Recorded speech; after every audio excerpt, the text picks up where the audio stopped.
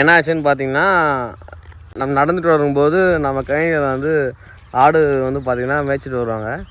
மேய்ச்சிட்டு வரும்போது நம்ம செடியை வந்து ஒரு 2 பாதாம் செடி நட்டுருந்தோம் அந்த கார்னரில். அந்த பாதாம் செடி வந்து பார்த்திங்கன்னா மேய்ச்சிட்டாங்க. சரி அப்புறமா அவர்கிட்ட வந்து கேட்கலாம். எல்லோரும் வந்து பார்த்திங்கன்னா மார்க்கெட்டிங் பண்ணுறதுக்கு என்னென்னோ பிஸ்னஸ் ஐடியா வந்து சொல்கிறாங்க.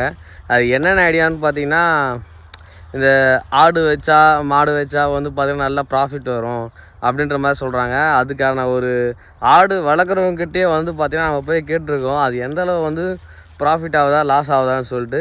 இந்த வீடியோவை முடிஞ்சளவு ஃபுல்லாக பாருங்கள். அப்போ தான் உங்களுக்கு ஒரு ஐடியா வந்து கிடைக்கும். அதுக்கப்புறமா நீங்கள் எதனா அந்த ஆடு பிஸ்னஸ் பண்ணுறவங்களுக்கு வந்து ஷேர் பண்ணிவிடுங்க. அவங்க பேர் என்ன? முனுசாமி. நீங்கள் எத்தனை வருஷமாக வந்து பார்த்தீங்கன்னா இந்த ஆடு பண்ண வச்சுருக்கீங்க? இப்போ ஒரு 10 வருஷமாக வச்சுருக்கிறோம். 10 வருஷமாக. இப்போ நீங்கள் ஆடு வளர்க்குறவங்களுக்கு என்ன சொல்கிறீங்க? ஆடு ஒன்றும் இப்போ மேப்பு இருந்தாக்கா நல்லா லாபம். ஒன்றும் இல்லை, இந்த மழை அதிகமாக பெஞ்சாலும் சேர்த்து போகுது. மழை இல்லைனாலும் மேப்பு இல்லாத வளரல.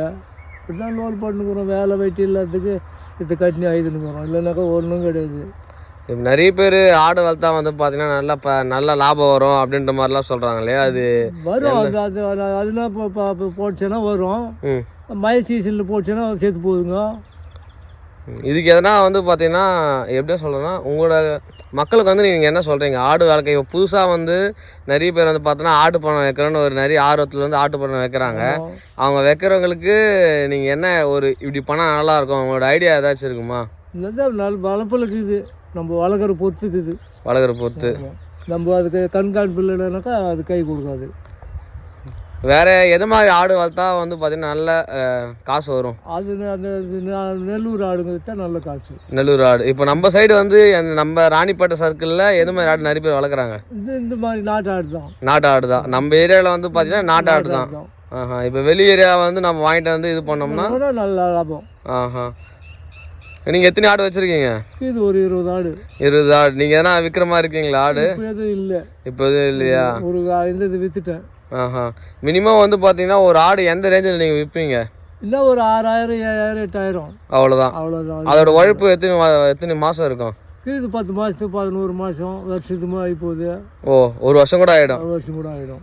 ஒரு வருஷமாக நீங்கள் எத்தனை குட்டி வந்து எப்போ வாங்குவீங்க? எந்த கிலோவில் வாங்குவீங்க குட்டி? குட்டி வாங்குறதுல போட்சில தான் வளர்ப்பு. நீங்களே வந்து பார்த்தீங்கன்னா குட்டி தான் வளர்க்குறீங்க நீங்களே உங்களோட இந்த குட்டியை? ஆடுங்க குட்டி போச்சுன்னா அது வளர்த்து விற்றுக்குது. புச்சறதெல்லாம் இல்லை. புச்சறதுலாம் இல்லை. நீங்கள் வந்து புச்சுன்னு வந்து வளர்க்குறது வந்து பெஸ்ட்டுன்றீங்களா இல்லைன்னா குட்டி வந்து வளர்க்குறது அது ஒன்றும் எவ்வளோ இல்லை. நம்ம இப்போ இந்த ஜெயலலிதா குத்திசேனுக்கு ஒரு 4 ஆடு அதை வச்சு தான் முதல்ல ஆக்கணும்.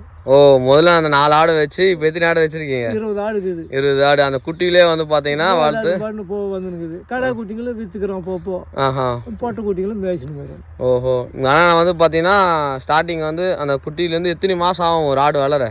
அது வருஷத்துக்கு ஆச்சுனாக்கா பால் எல்லாம் மறக்குது. அப்புறம் 2 வருஷம் ஆச்சுன்னா குட்டி போடுது. ஒரு வருஷத்துக்கு 2 குட்டி தான் போடுவோன்றீங்களா? ஒரு வருஷத்துக்கு 2 குட்டி. ஒரு வருஷத்துக்கு 2 குட்டி. பூச்சி. சரி.